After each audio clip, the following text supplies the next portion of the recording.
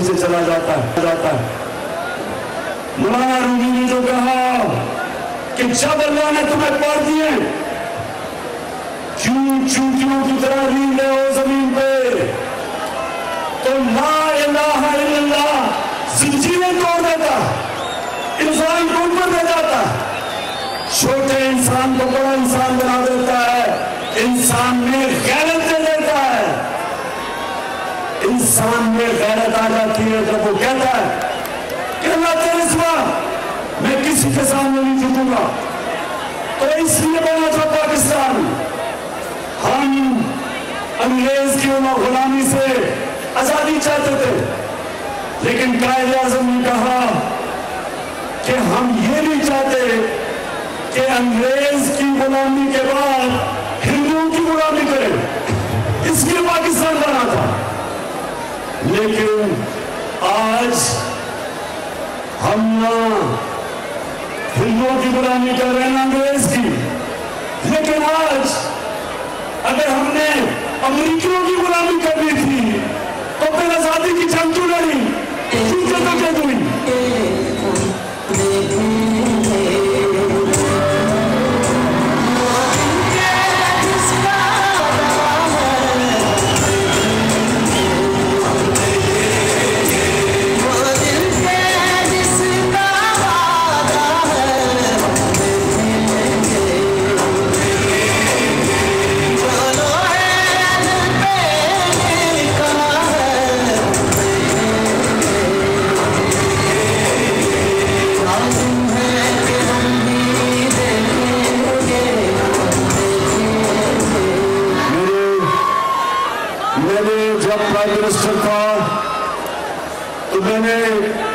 فیصلہ کیا تھا کہ ہم نبی صلی اللہ علیہ وسلم کی سیرت اسکولوں میں بچوں کو پڑھائیں گے۔ کیوں پڑھانی تھی؟ اس لیے کہ ہمارے بچوں کو پتہ چلے کہ وہ مدینہ کی ریاست میں وہ کیا انقلاب آیا تھا کہ دنیا کی تاریخ بدل گئی۔ تو پاکستانیوں نے سنا بات کہ انہوں نے لوگوں کو آزاد کیا تھا، اور وہ آزاد لوگ انہوں نے دنیا کی امامت کی تھی۔ تو ہم جو آج پاکستان میں ہم جو نکلے ہوئے ہیں، ہم صرف پیغام یہ پہنچانا چاہتے ہیں کہ یہ امریکیوں کے غلاموں کو، ان چوروں کو یہ قوم کبھی تسلیم نہیں کرے گی۔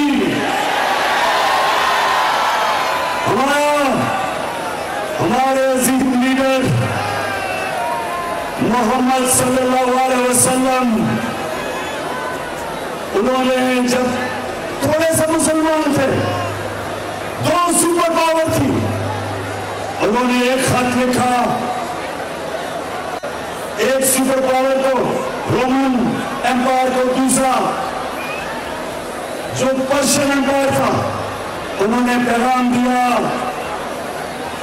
یہ نہیں کہا کہ ہمیں امداد چاہیے، انہوں نے کہا کہ میں اللہ کا پیغام لے کے آیا ہوں، اگر تم اس پیغام پہ چلو گے اپنی بہتری کے لیے، نہیں چلو گے تمہاری بربادی ہے۔ اور یہ 628 اور 629 کو 2 خط لکھے تھے انہوں نے، اور وہ 10 سال کے بعد دونوں سپر پاور گھٹنے ٹیک گئی تھی۔ یہ تاریخ کا حصہ ہے۔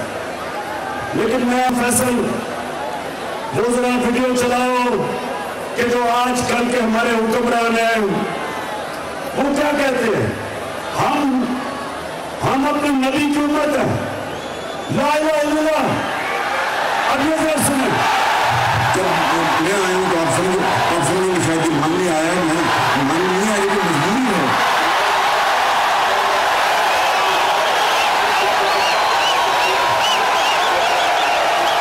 آواز نہیں آ رہی، آواز نہیں آ رہی۔